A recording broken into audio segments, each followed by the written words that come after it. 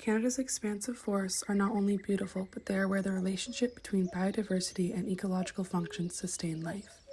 These woodland ecosystems spanning vast stretches of the northern landscape represent the connection of natural processes. These ecosystems are characterized by a rich variety of deciduous trees, wildlife species, and plant life, each playing a specific role in the ecosystem. Of particular importance is the role of forests in the oxygen cycle. Through the process of photosynthesis, trees convert light energy into chemical energy, producing oxygen for us to breathe and absorbing toxic carbon dioxide. This exchange is essential for atmospheric balance and human survival.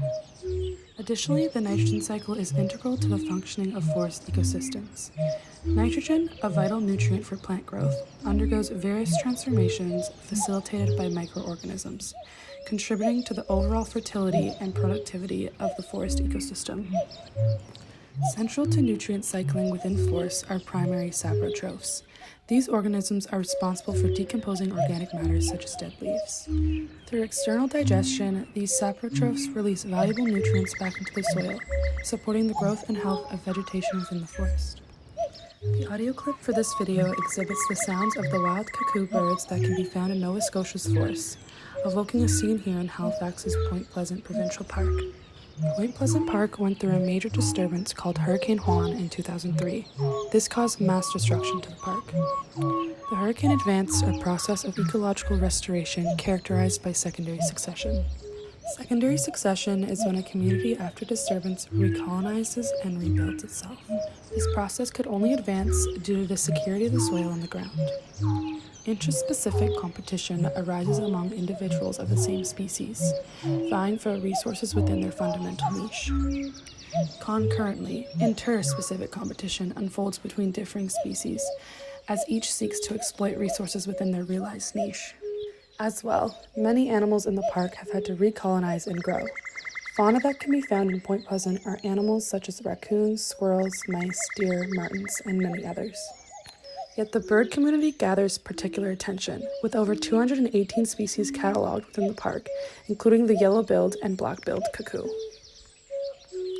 This small chickadee captured at Point Pleasant exhibits the regrowth of the park after Hurricane Juan. The yellow-billed and black-billed cuckoo forage slow and methodically for caterpillars and other annelids. Their habitat consists of high-density forests with deciduous and evergreen trees near water, alike to the habitat that Point Pleasant Park provides. In this video, the selected audio beautifully captures the biotic-biotic interactions between birds as they communicate through their vocalizations. Additionally, within the forest, a dynamic interplay of abiotic and biotic interactions are established as birds find shelter in the trees. In speaking on the ecological landscape of Point Pleasant Park, it's essential to acknowledge the guiding principles that shape our understanding of nature and its interconnectedness. One such principle is Eduaptamok, rooted in the Mi'kmaq tradition of two-eyed seeing. This vision embraces both indigenous knowledge and Western scientific perspectives, recognizing the complementary strengths of each approach. From one eye, we view the world through the lens of indigenous wisdom, drawing upon generations of traditional knowledge and practices that foster a deep connection to nature and its life cycles. This perspective encompasses spiritual, emotional, and generational understandings of the land, enriching our knowledge of ecological dynamics beyond scientific analysis. From the other eye, we adopt the scientific approach of the Western world, which emphasizes the empirical observation, experimentation, and data-driven analysis.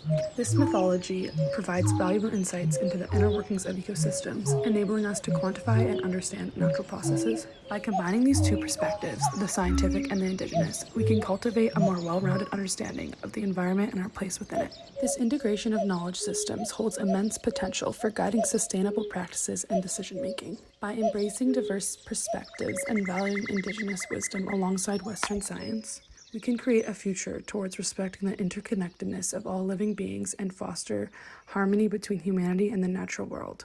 I would like to acknowledge the land of the Mi'kmaq peoples in which we inhabit, along with Allison Schmidt and Abigail Tart for instructing and grading this assignment, as well as Dr. Latta for teaching the course and aiding in our knowledge to complete this reflection.